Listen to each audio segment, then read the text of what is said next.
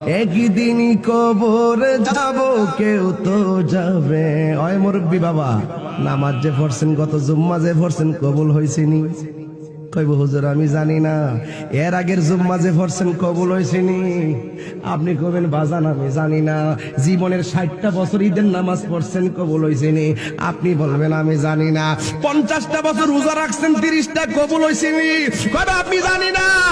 আপনি যে আজকে মাহফিলে আইছেন, কবুল হয়েছিনি?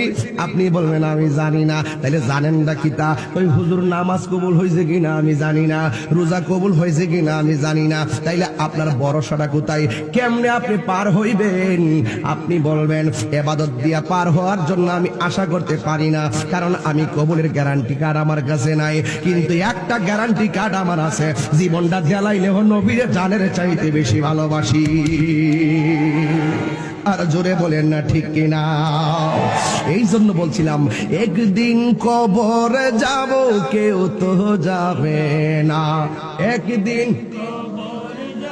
কেউ তো যাবে না, যাবে না আমার শাহে মদিনা, যাবে না আমার ভালো লাগার জায়গা মদিনা। বল ভালোবাসার জায়গা।